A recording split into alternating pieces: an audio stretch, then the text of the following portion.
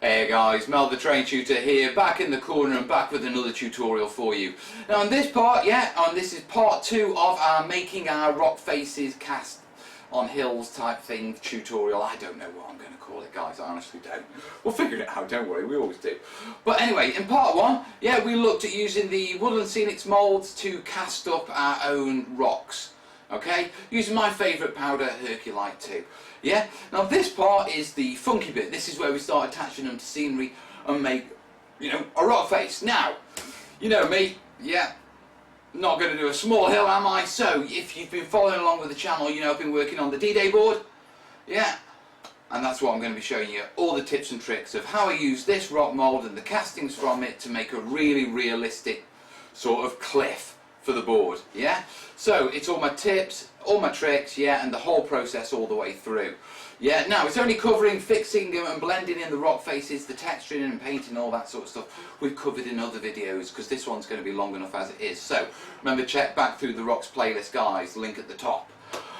So with that being said, because the D-Day board is at the studio, I get to say, let's go back to the studio.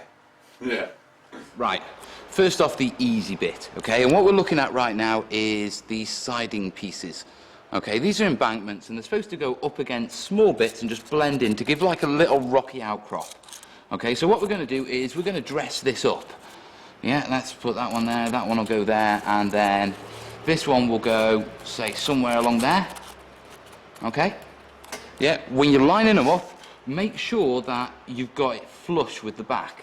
Now, in the case of this, it's slightly off, it wiggles a bit, see? Okay, so what you can do, and it's dead easy, sharp blade, just trim it back a bit, drop that in, and it fits perfectly now. So it's just a dead simple tip.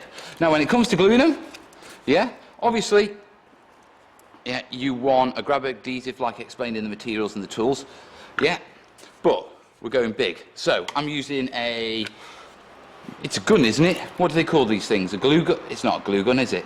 So there's got to be a builder watching this. Someone tell me what this is. And what I'm going to do is push a bead along there and a bit along there because it's going up against two fronts. So I'm getting used to filming in the studio. Fingers crossed this will be all right. So drop this in. Give it a bit of a smudge, just get rid of those little excess bits. They'll shrink back anyway, and we've got to fill the gaps. And it is as simple as that. So, next job I need to do is I'm just going to dress all this up very quickly and start dressing this up,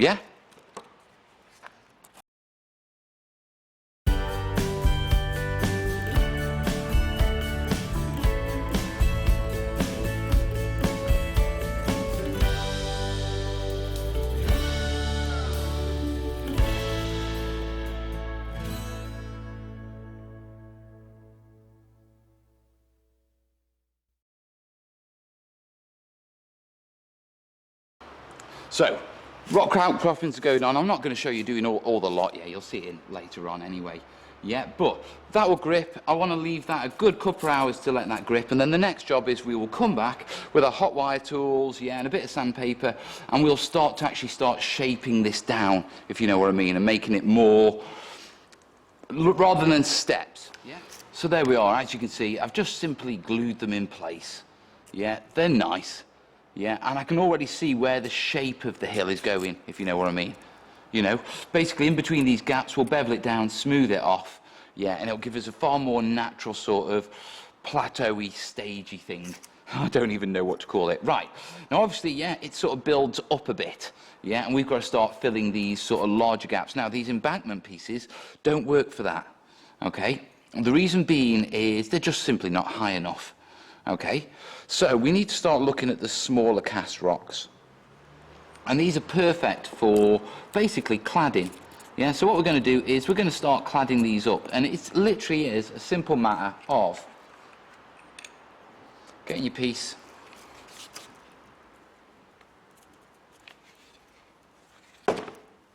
and then sticking it down.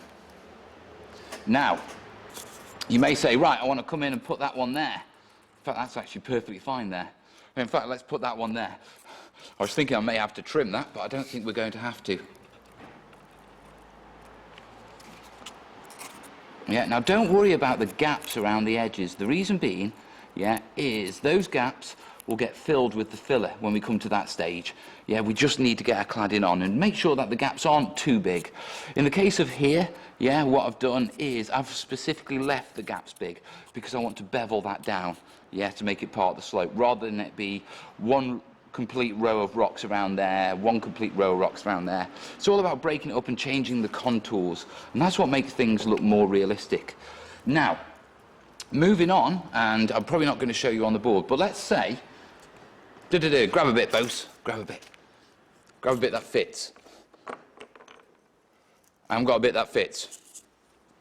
Back in a minute. Okay, we've got this rock, and what I'm thinking is placing it there. Okay, now as you can see, it's a bit tall, it doesn't really fit. So what we're going to do is these. So the first thing is at the bottom, and all I'm literally doing is going in and just taking that wedge off. Yeah, because it's hydrocal, with a pair of snips, you can actually get in there. Now whenever you clip it, just come along, yeah, and just put some scores into it. Okay, when you clip it, it breaks and it's got quite a smooth surface. So by putting the scores into it, yeah, you sort of texture it down. Right, so let's nip that a bit. Yeah. Yeah, and then just like everything else, it's time to apply our grip adhesive.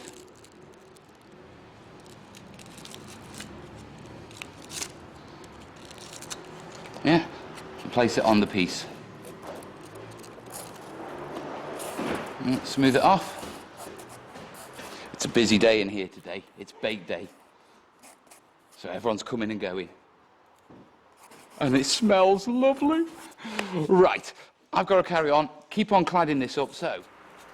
Right, we've finished the sort of embankments on this. We're starting to move up to the larger pieces. Okay, and by that, I mean the proper cast rock faces. Now, when you cast these, look at that. That was a naff scraping. Yeah, I don't normally scrape, but I overfilled it. Yeah, now they're flat. Now when you come to large pieces like this, they're very rarely flat. Now I could go in with my blade, yeah, and I could smooth that down. I could go in with a hot wire and cut that down, but to be truthful, I'd end up with quite regular sort of pieces, and I don't want that. So if I bring this in, the reason why it can't stay flat is, even with a load of grab adhesive behind that, if we press too much on one side, it'll pop off the other. Yeah, so we need to get rid of this gap. And the way to do that is dead simple. Yeah, just snap it. Now, when you snap it, you'll notice you get these two sharp edges at the top and then a flat bit. Okay, now, this is going to cause you problems because as they curve round, they will pop up and make it difficult to fill. So, get your little snips. We only have to do a little bit on this because it's only a thin cut, but just take that edge off. Yeah, don't worry about whether it looks right or anything like that, because you're going to be covering it with filler anyway. Yeah, so, just very quickly. Yeah, and simply by doing that, even though they were, sorry guys, they were together, they look independent. And now when we come along and we glue them on, yeah, one will sit flat, and with a little bit of trimming on that one will sit flat, but I've got to do the trimming. So, let me get these on. Okay, I've layered this up and it's going to go here. Now this will be perfectly fine, but it gives me an opportunity to show you sort of a technique.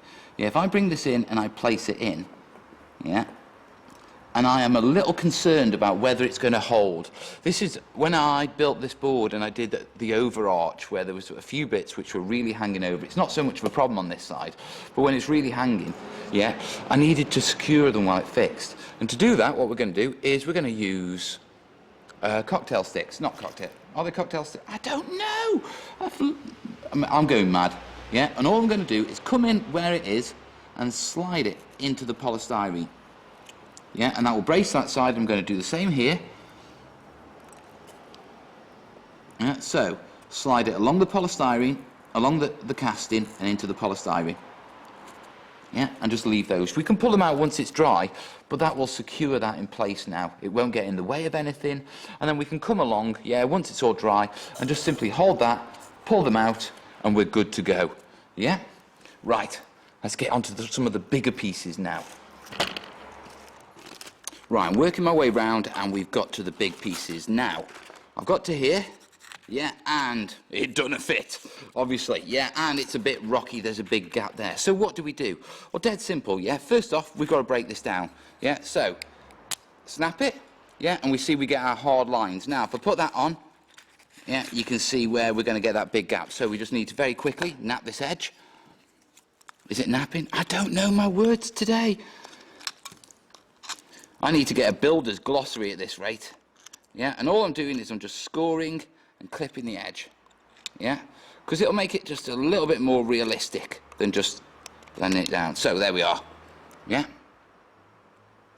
Right, next job, we come in, yeah, and we put it on there. Now we've got a bit of a big gap, yeah, and quite a big gap, yeah, finger's width, yeah. So we have a problem. Sandpaper. Use the sandpaper, just smooth way having problems. And give yourself a nice flat surface. Take the ridge off, yeah, and that should reduce that, what you call it. Was it this one I was using or the other one? I don't know. It's this one. This is the one we've napped. No, that's not the one we've napped. This is the one we've napped. There we go. Right, so this comes in, and we've already reduced that gap down. Okay, so what we're going to do, yeah, is grip adhesive on the back of here. Da-da-da. Yeah, I'm mainly putting it on where it's going to make contact. Yeah, which is those three corners. Yeah, so we come in and we squeeze it in. Yeah, and reduce that gap down. Now we've still got that gap. So what I'm going to do is come along.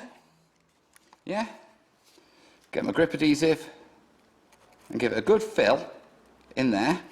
Okay, and I'm not filling it with grip adhesive. I just want a reasonable amount in. Then I get my, what you call it, a little sliver of polystyrene, one of the offcuts. Okay, and this, I want to push this right in between, yeah, so I get grip adhesive on both sides. Spread it around a bit, it's a bit messy, yeah, but push it in till it fits, yeah, and I now know I've got grip adhesive on that side and on that side, and the polystyrene is acting as a barrier. Now all I need to do is just come along, because it's just polystyrene, yeah, and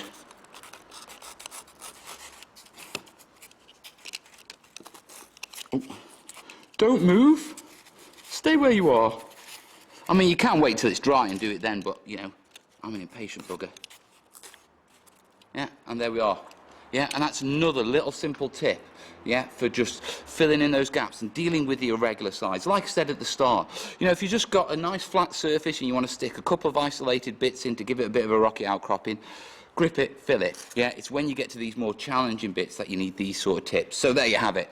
And I'm just going to bring the camera just up and over so you can see. Yeah, see how it's filled it perfectly? And it's got grip adhesive on both sides, so I've got no worries about that sticking. I'll crack on. Now obviously there's going to be times when, you know, this is just too big, but the smaller bits are too small. So what do? Dead simple. Turn it upside down, get patent pending terrain tutor hammer. Okay, what the hell is he doing, you screaming? Well, if you flip them over, it will crack along the fault lines. Okay, so what you'll end up with is a load of pieces that will work perfectly. Yeah, so if I bring these up, yeah, see that? And it's just a matter of coming in like everything else and just napping the edges. Yeah, take away where the break is. Yeah, and lo and behold, yeah, you converted a big rock mould into a small rock mould by smashing it with a hammer. You've got to love terrain building, haven't you? Right, I've got to get these on. Right guys, everything's stuck down now and it's time to start shaping the polystyrene to meet our rock faces. Now as you can tell, yeah, the polystyrene sort of sticks up unnaturally. So all we're going to do is use hot tools. I mean, you can use a blade, but it's a lot of force, it's a lot of work, yeah, and I prefer hot tools. Simply because it's easier. And all we're going to do is come along, yeah, and look at where we need to, not through filler, I'll do that later because that'll be easier. where we need to sort of cut out and bevel it down. Now there's going to be places where it's a little bit tricky because of the hot wire cutter, and that's okay because we've got other hot wire tools. Yeah, so we'll be able to come in with our other hot wire tools and just take these edges down. So that's fine, that's fine. These are actually quite okay. So let's do these. Yeah. Yeah, drop it down there, bring it back up, round here. Let's drop it into there, bring it back up and round to here. Yeah, and you can see how it's going to shape. So obviously we've got to go in, we've got to use our hot wire cutters and all our various tools to sort of smooth this off. And then when it's all smoothed off and we've got it roughly the right shape, yeah, we'll be able to come back with some sandpaper and just smooth it all off, ready for the filler. So that's all there is to this stage. A very important thing, when you're using your hot wire cutter, don't come towards the edge. If you catch one of these rocks, you'll flip it off. Okay, they are stuck down, but it doesn't take much force at this point to sort of pop them off. Once they're all fillered in and everything like that, they'll be like rock. Quite a lot like rock. Anyway, let me get this done. Right, we've done all our rough cutting with our hot wire tools, okay, but it leaves sort of wavy lines. Okay, so a little bit of sandpaper, and all we've got to do is just come in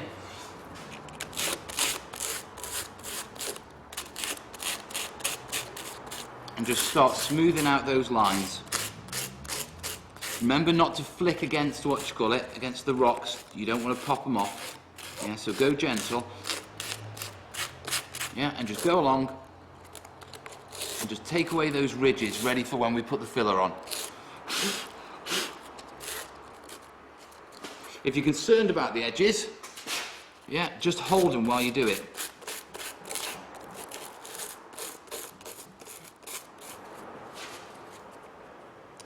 Once it's all sanded, you should be left with something like this. Okay, and as you're sanding, like I say, the important thing is to take out all the obvious lines, because if you have any ridges that are straight, it will immediately show, yeah, when you start flocking it, dry brushing it, etc. So we needed to get rid of those, and they're all gone. Yeah, any little ones, you know, we can cover over with filler or disguise with rocks, but all the big ridges are gone now. Now you notice I've smoothed it down, I've taken it literally to the edges. Yeah, but I am sort of worried too much about blending it in, because we know we're going with filler over that. Yeah, same with here. Yeah, this has all been nicely smoothed off. I mean, theoretically, models should be able to move up here and stand on here with no problems at all, which was the key point. Yeah, if there's any areas which I'm not happy with that they can't stand, when we come to put in rocks and grit down on the hill, yeah, I'll exclude placement by placing rocks or bushes or something, yeah, basically to stop models going there, which is the way of sort of controlling movement. There's still a bit to do, and the next bit we've got to do is the filler bit. Right guys, once you've got it all shaped off, the next stage is obviously one of the most crucial ones, which is filling the gaps. Now there's a number of ways that you can do this. I know Dreadlon likes to fill them with clay and carved rocks and that sort of stuff. I'm a bit easier, yeah? My preference is filler. Yeah, now there's a technique to it. Now I've switched the board around and I'm showing you on this because the contrast here is better, so you'll see it better than on the white polystyrene. But a couple of tools you're going to need for this, and we've got to do it in 3 stages. We've got to apply it, we've got to smooth it, and then we've got to texture it. Okay, so my tools of choice for this is, I've got this little plastic spatula, yeah, which I'm going to use to apply it. And then I've got a simple house brush, yeah, fine fibre one, nice and clean, that I'm going to use for smoothing and texturing it. Yeah. So what we're going to do is we're going to do it in stages, because it needs to sit a little while in between each stage. Okay. I'll work through all of this. I'll show you the techniques on this one, and then because I know you guys like the sort of, you know, when I get stuck in and you just watch along. Yeah, we'll see about having to go around the other side, but no promises on that one. The main thing is I want to show you the techniques, so we'll do it on here. So first off, yeah, basically get your filler, and all I'm looking to do is come in and apply it where the biggest gaps are. Oh, that's a little bit loose there, so we'll use filler to fix it, because filler will hold that. I'm not too worried if the occasional rock comes off. The reason being is that, yeah, it's going to have so much paint and PVA on it, and I'm going to so much fixative that by the time it's done, they're going to be rock solid. Right, so all I'm doing is getting this, and I'm just filling these gaps. Okay, so it goes in all these sort of things. Don't worry about being perfect with it, just get it in the space. Yeah, like I say, we're smoothing it off afterwards. Yeah, so don't worry if you get a bit on the rocks, that's okay. Yeah, the main thing is you get it into these spaces.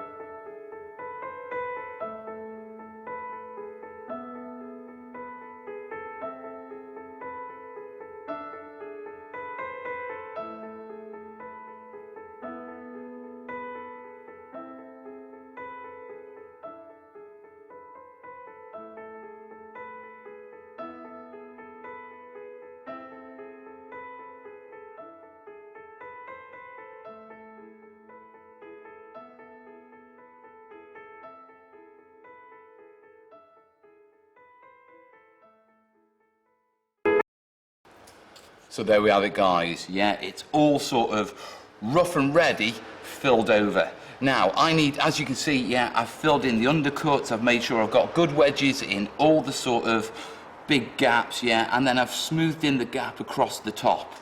Okay, now, as you can see, it is pretty rough and ready. It doesn't look realistic, but I need to leave this to sit for a couple of minutes, say about 5-10, and just set a little before we go in with the next part. Yeah, so, see you after the flip. Right, guys, it's pretty much sort of set off. It's been about 10 minutes, and the way I know this is because the top of it has lost that sort of wet sheen that it has. Now, the next job I'm going to do is, I've got a little bit of water here, yeah, I've got a cloth, and I've got my brush, okay? Wet my brush, yeah, take off the excess water because I don't want to flood it, yeah, and all I'm going to do, if I move that down to there so it's not in the way, yeah, is I'm going to come along, well, a little bit more water than that, bit too dry, yeah, and I just want to start smoothing it out. Yeah, I'm not brushing heavy, I'm going across the contour of the top line first, yeah, just to smooth out all these little ridges. Now this is the point where you get to clean it up a bit, okay, where you've got the filler over onto your rocks. Let me zoom in so you can see what I'm doing. Sorry guys, I forgot to zoom in then. Right, zoom in, there we go. Getting filler on my camera, and it's my new one. That's not good. Right, so, you see what I'm doing? I'm just blending it in. Yeah, if you do over blob it, you can just flush it with water and drag it out with the brush. Yeah, which cleans it up, and carry on with your blending. So, that's all there really is to this side. We'll do the sort of follow along thing again.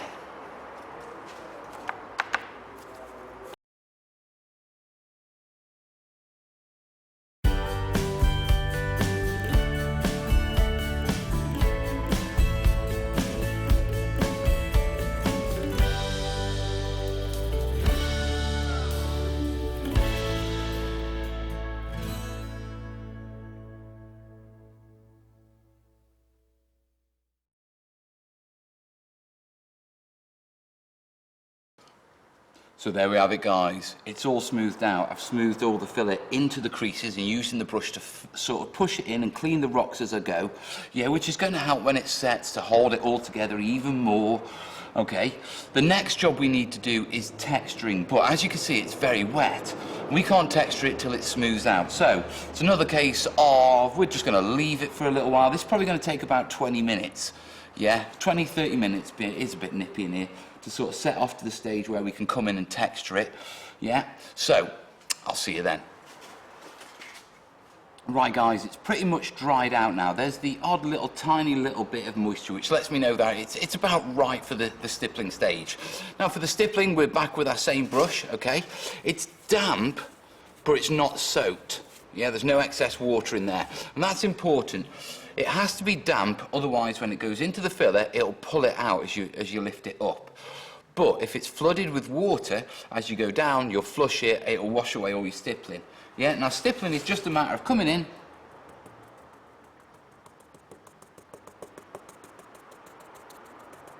yeah, and breaking up all those smooth edges.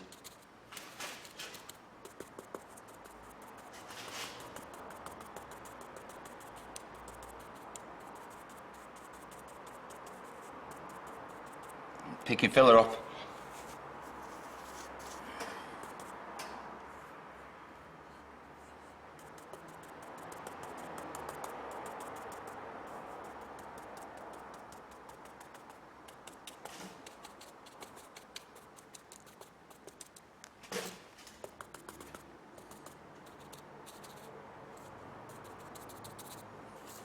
Yeah, keep wiping my brush, keeping it clean but damp. Get in there, you. And that's the basic technique, guys. It literally is just coming along, yeah, and just breaking up that surface, taking away the smoothness. Yeah, and that's how we will blend in these rocks. Now, I could have waited longer till it was a bit firmer, coming with a sculpting tool and sculpted creases and all that sort of stuff with it. You can do that, yeah. A filler will take it, but I just don't have the time with, you know, with this entire board to do that. So we're doing the stippling technique with that. If you did want to do that, wait until the filler goes off a little bit more and it's a bit firmer. Have a bit of a test piece to one side, yeah, that you can sort of play with regards to firmness. And once it's got to the right firmness, just go in with a wet sculpting tool, put in your main lines. Yeah, well, a damp sculpting tool. Remember, don't flood filler. It'll soak the moisture, and then you're back to the original situation of, you know, you've lost all your stippling, your texturing. Okay, so key point about this stage: keep your brush clean, keep it damp, but don't flood the thing with water. Right, I've got a cliff face to crack on with. That's about it. That wraps it up for this. Here are some pics, and then we'll go back to the corner.